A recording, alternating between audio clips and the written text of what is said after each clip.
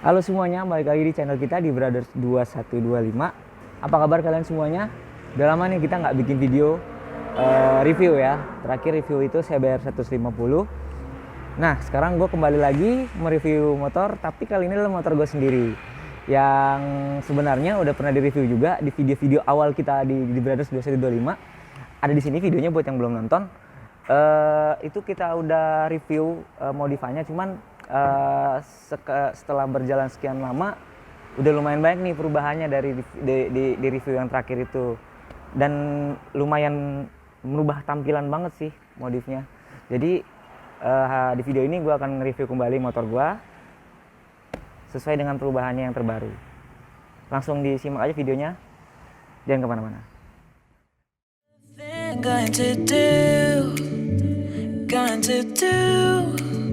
Where's the life where's my shy head? Is this called living? I don't know. Where's the life where's my shy head? Is this called living?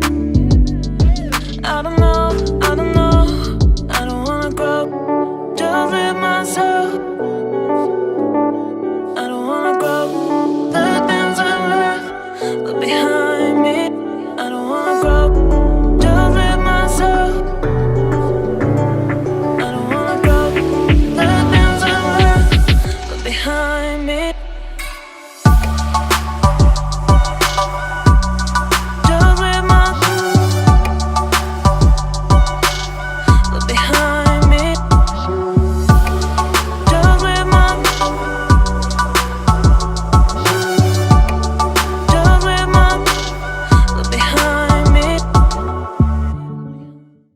Kita langsung mulai aja reviewnya ya ke bagian kaki-kaki depan.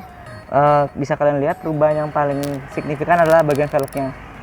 Velgnya ini udah gue ganti pakai yang lebih kecil, pakai punyanya OCB, CB yang sebelum ini ya.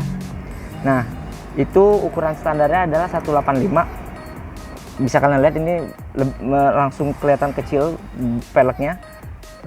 Kemudian kita balut pakai ban semi slick FDR MP96.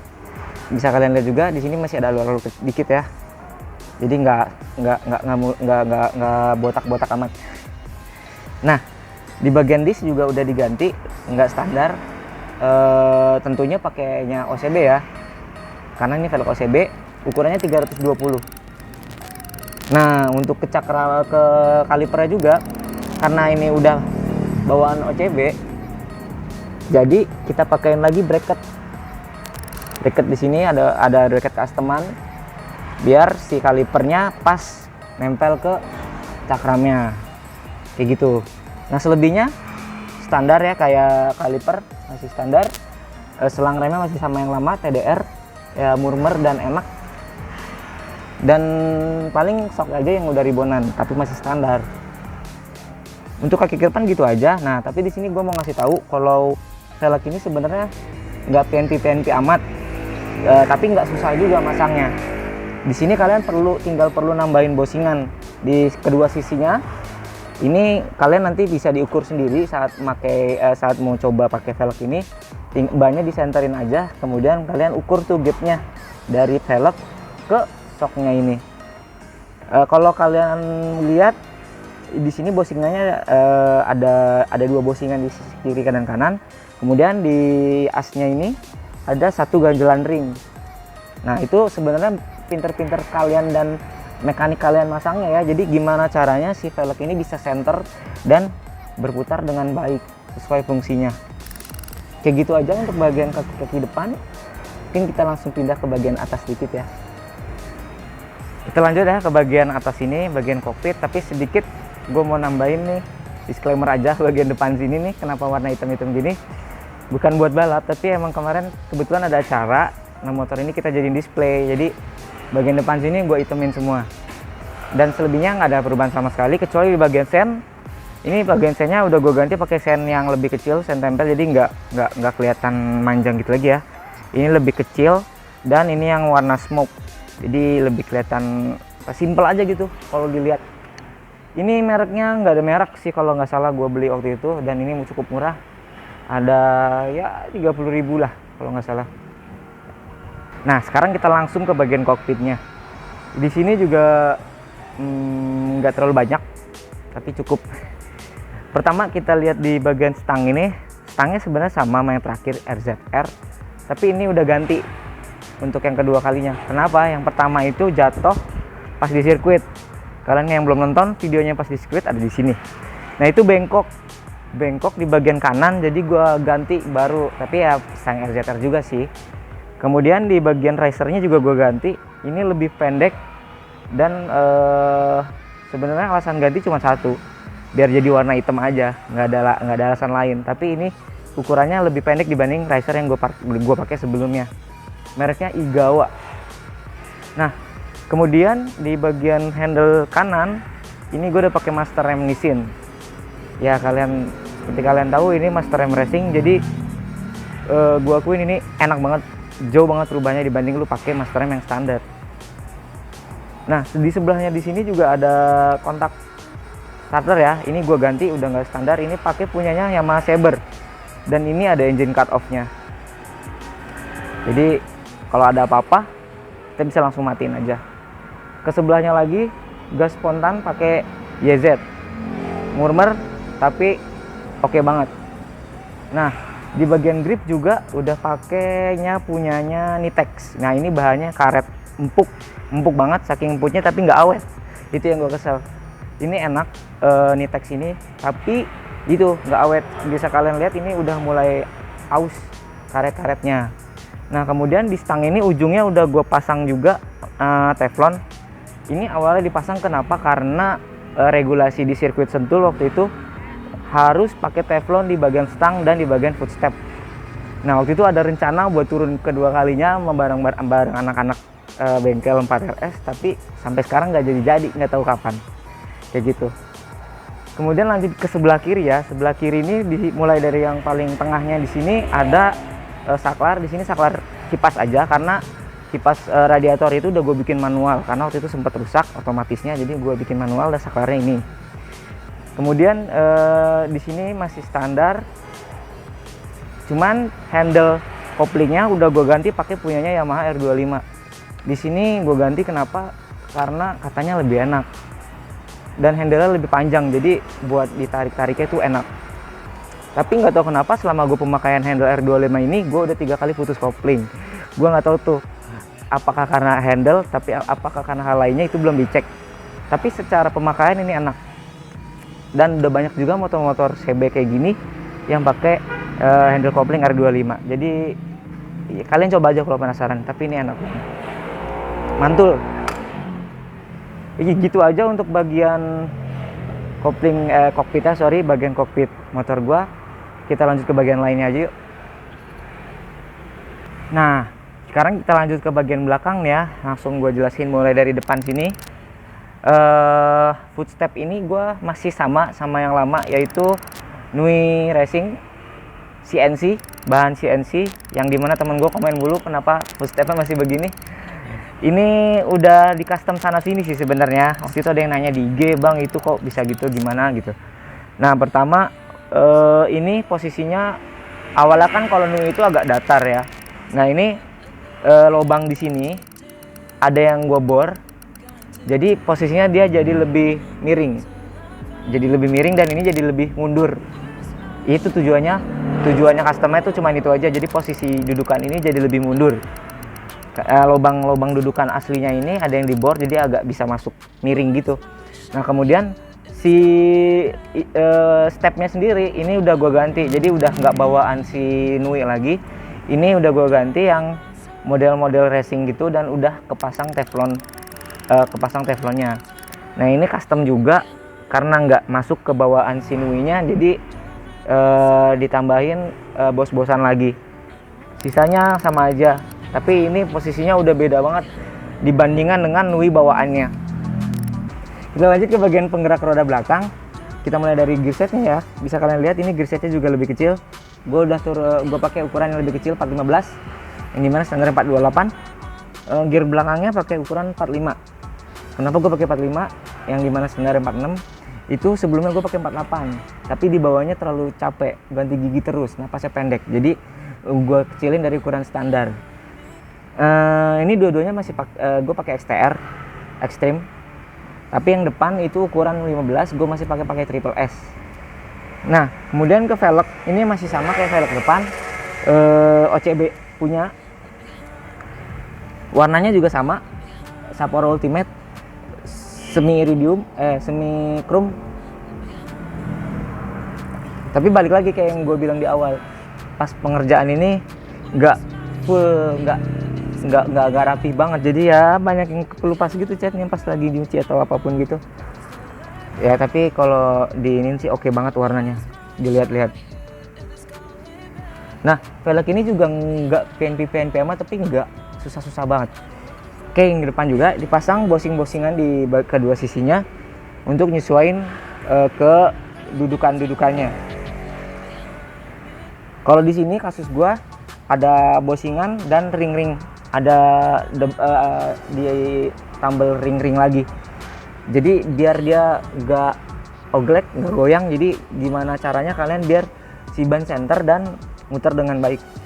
Kayak gitu aja sih intinya. Ya pinter-pinter kalian sama mekanik yang ngerjain aja sih nanti.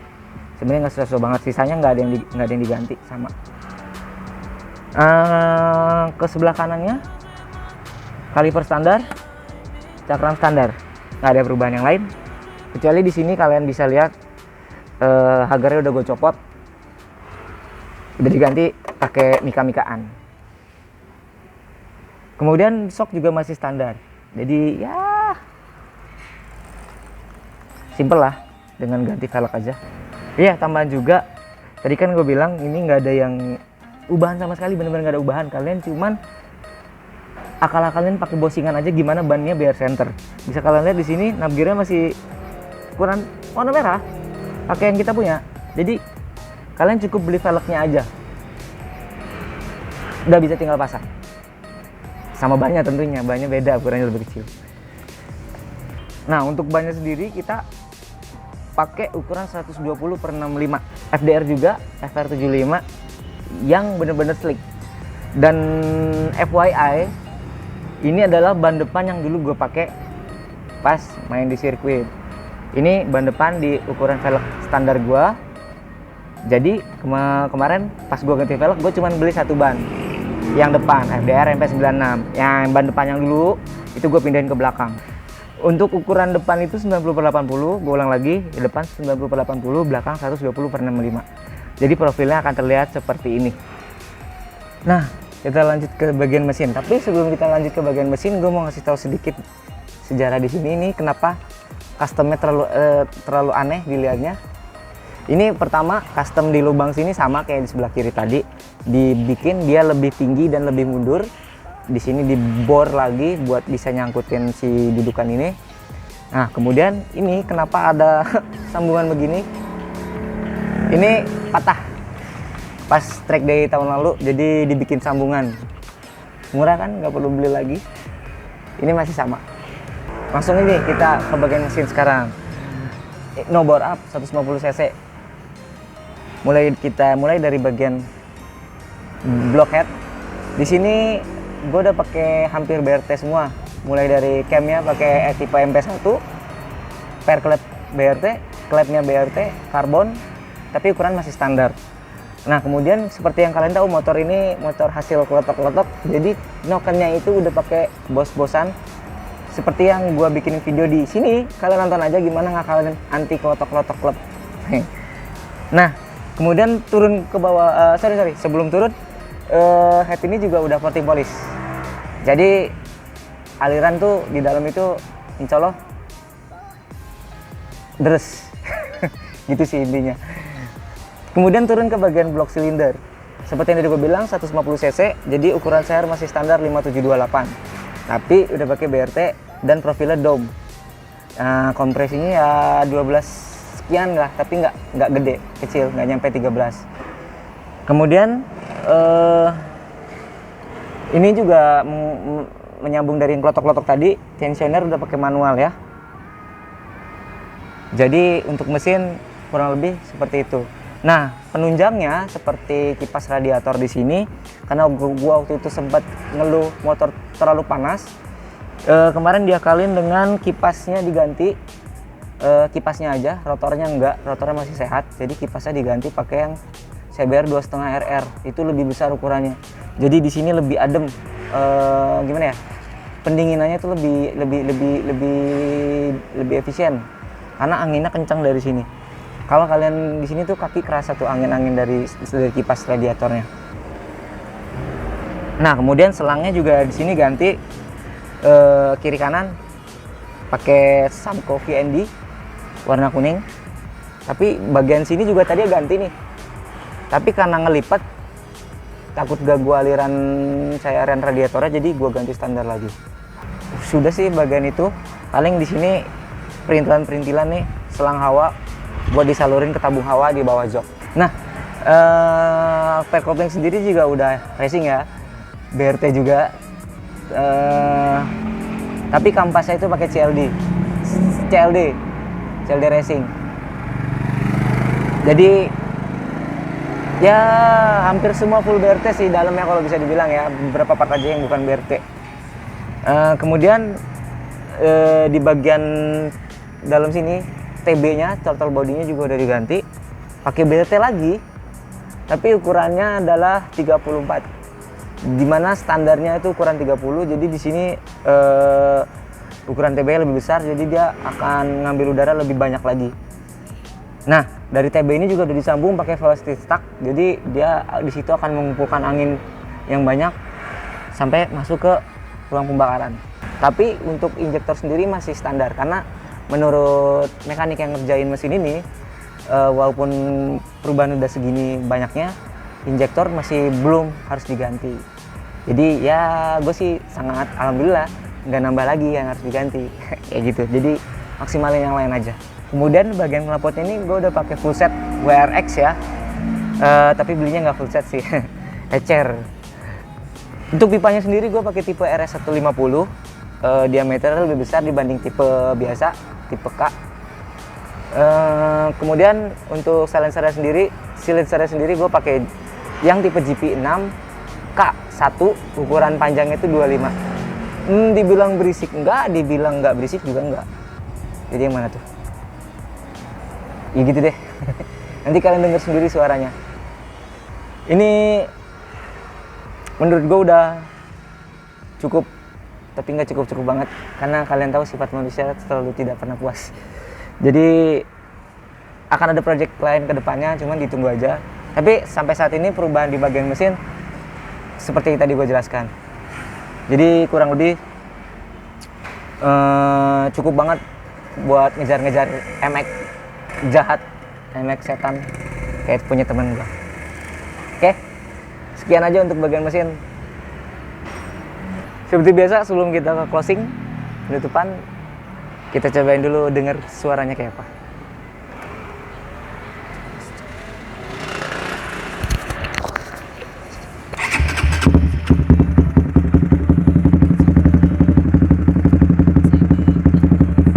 Ginilah suaranya.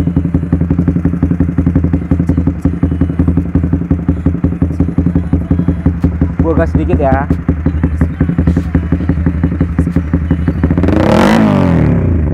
Kan berisik, nggak jadi ya, udah.